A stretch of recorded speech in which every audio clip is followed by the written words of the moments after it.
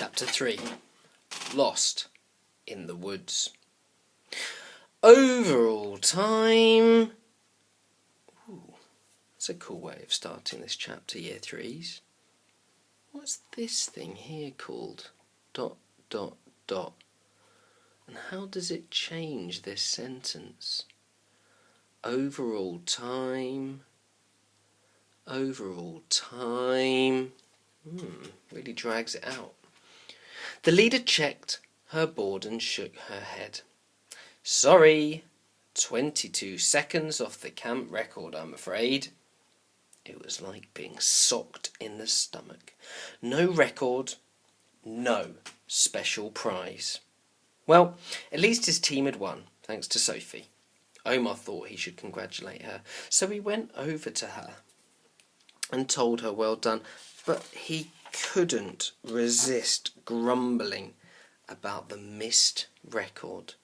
Oh well, said Sophie carelessly, we did our best and we won the race. Omar glared at her. She didn't get it. Not the point, he muttered. He walked away. Nice one, Omar, shouted a cheerful voice. Ollie and Jack were hurrying over. Yellow's won, right? Jack said. That's cool. Omar couldn't stand looking at their cheerful, happy faces. No one got it. What is the point of trying so hard if you didn't get the record?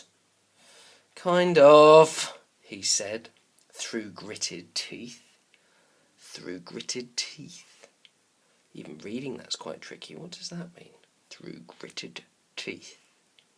I just remembered something I have to do over there.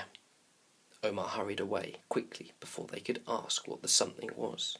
He just wanted to be on his own. When he thought about the last 20 minutes, he felt his toes curl with embarrassment. Deep down, Omar knew he hadn't been nice. He'd shouted at Sophie in the race, and then he'd been rude to her afterwards. And then he had brushed his friends off. But none of them understood what it was like. Like a drink, Omar? Said a voice behind him. He turned in surprise. He hadn't noticed anyone following him, but Sophie was offering him a juice carton. He took it. Thanks. He still felt bad about his temper.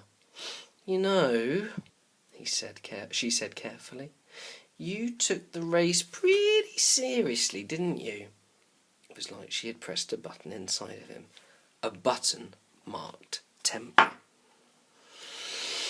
Omar felt tears of frustration and shame pricking his eyes. Words just came spilling out. I'd just like to win. Is that so bad?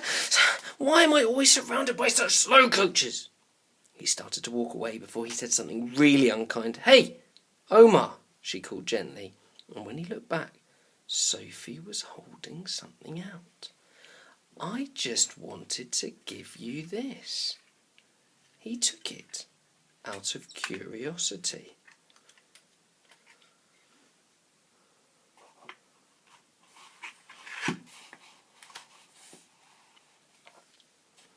Consider it a gift, she added.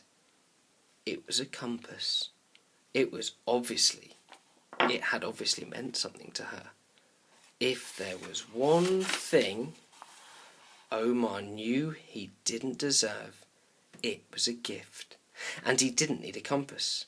But he didn't want to be even ruder than he had been, so he put it in his pocket. Thanks. She smiled and went back to her friends. Omar still couldn't face the thought of mixing with other people, so he headed off on his own. He didn't notice which way he was going. If he heard people one way, he went the other. Strange feelings churned inside him. He just wanted to cry. He was really embarrassed by his behaviour. He started to feel warm all over. Really warm. A line of sweat trickled out of his hair, and he wiped it away while he thought. What is this, Year 3s? And what is this compass that Sophie's talking about? Speak to an adult, have a look online, find a book, see if you can find out what a compass is and what it does. Omar liked camp. He liked the other kids and all the activities, but winning was just so important to him. Coming first. After all, the opposite of winning was losing, and he didn't want to be a loser. Who did? Sure, Omar knew that other people said that doing your best and being kind was more important. Like Sophie, who didn't seem to care too much about the special prize. But how could she think like that? The frustration boiled up in him. Ah! Omar swung his fist sideways into the nearest tree. His hand thudded into the rough bark and his shout changed into a loud "Ow!" Trees were tougher than they looked.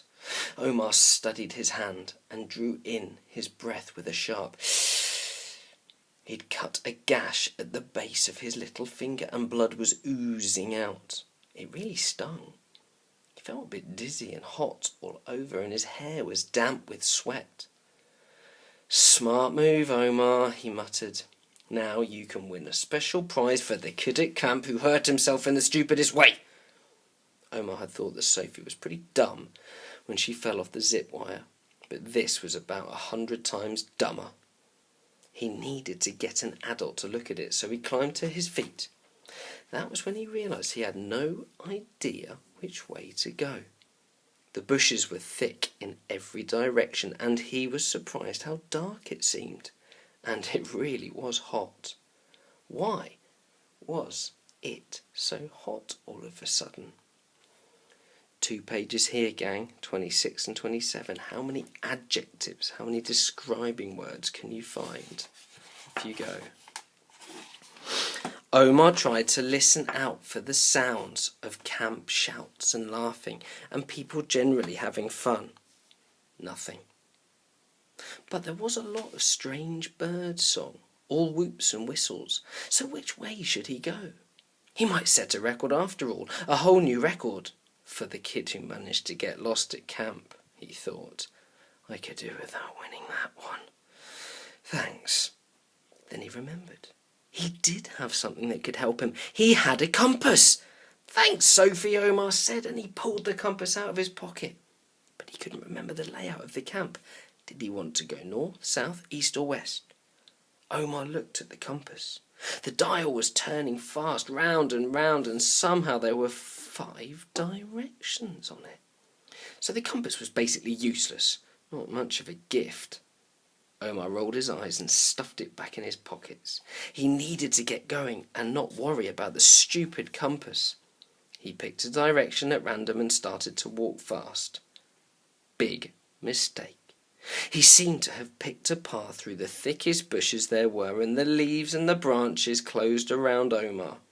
The further he pushed, the harder it got to keep going. The damp air was thick, like a blanket, wrapped around him. Sweat streamed down his face. He shook his head to get the drops of it out of his eyes. The salt in his sweat made the cut in his hands sting. Leaves scraped against his face and scratched the bare skin of his arms and legs. This is crazy. Omar hurled himself forwards towards the bushes and a forked branch jabbed him in the eye, and then a voice shouted right behind him, "Hey! Stop right there! Don't move a muscle!" It was a man's voice, and it was filled with urgency and purpose. Omar did what he was told. He paused exactly where he was with one foot lifted up. "Stay still," said the man. "Look about a metre ahead of your left foot." Omar glanced down and got a huge shock. The head of a very large, very vicious-looking snake poked out of the leaves. Its scales were shiny and bright green. Its tongue flicked in and out, and its yellow, slitted eyes were fixed